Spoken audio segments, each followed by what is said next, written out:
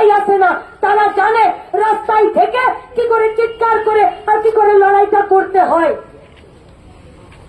তাই কলতান একটা ভেতরে থাকতে পারে, বাইরে অসংখ্য কলতানরা থাকবে।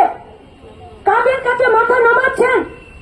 এই মানিকতলা থানার বড়বাবু মাথাটা ফেটেছে, ঠিক হয়েছে কি নাকি ব্যথা এখনো হচ্ছে আর ওষুধ এখনো খাচ্ছেন?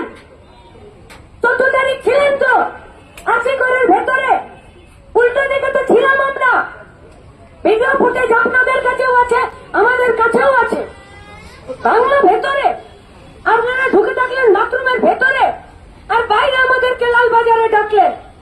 আমাদের কাছে কিছু যাই আসে না, কিচ্ছু যাই আসে না।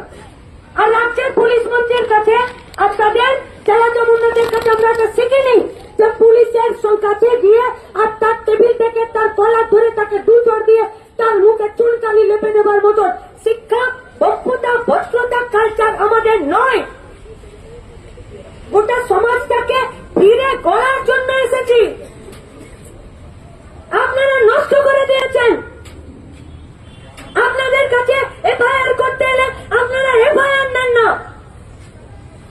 প্রতিদিন এই পশ্চিমবঙ্গের মাটিতে মায়েরা, মেয়েরা, বাচ্চারা শ্লীলতাহানি আর রেপে তারা ভিকটিম হয়ে যায়।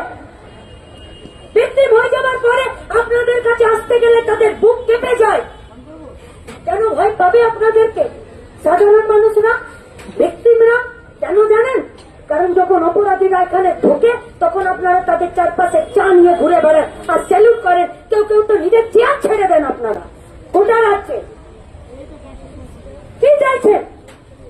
রাজ্যের শুভবুদ্ধি সম্পন্ন গণতন্ত্র প্রিয় স্বাধীন চেতনার মানুষেরা আপনাদের পাশ থেকে সরে গেলে এখানে তো কলাপসিবল গেটের পিছনে দাঁড়িয়ে আছে, এখানে তো উর্দি ধরে দাঁড়িয়ে আছেন। এখান থেকে বেরোবেন, হাতে বাজারটা করে বাড়ি যেতে হবে, মেয়েকে টিউশন পড়তে যেতে হবে, বউকে ডাক্তার দেখাতে যেতে হবে, মাকে হসপিটালে ভর্তি করতে যেতে হবে।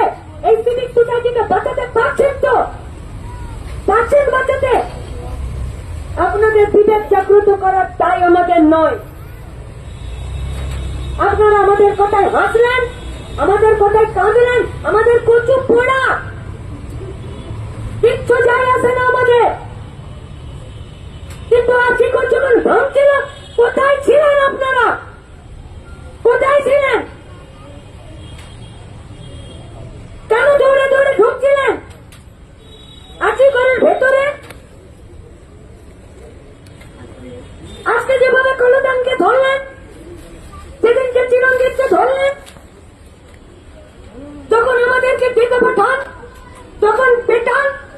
মৈদুলকে যেদিন 14 জন পুলিশ মিলে বুকের ব্যাগটা লাগানোর আপনারা সাহস করতে পারেননি। মৈদুলকে পিটিয়ে পিটিয়ে চোখের সামনে খুন করলেন, আনিসের বাড়ি পাঠিয়ে দিলেন।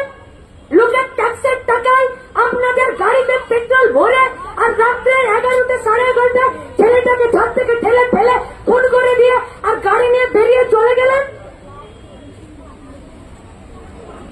সেদিন তো আপনাদেরকে তৎপরতা শেখাতে, কোথাও কিছু বাধা দিতে আর শেখাতে হয় না।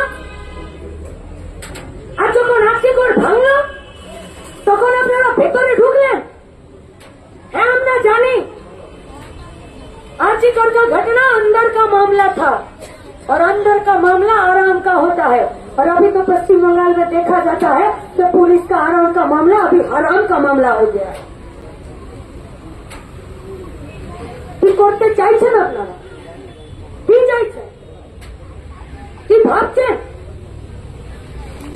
গোটা সিভিক সোসাইটিটাকে, গোটা সমাজটার ভারসাম্য বিগড়ে কিন্তু আপনারা দিচ্ছেন। একটা গোটা রাজ্যের সাধারণ মানুষের কাছে, বর্তমান ভবিষ্যৎ প্রজন্মের কাছে আপনারা চিরকালের জন্য দায়ী থেকে যাবেন, দায়ী।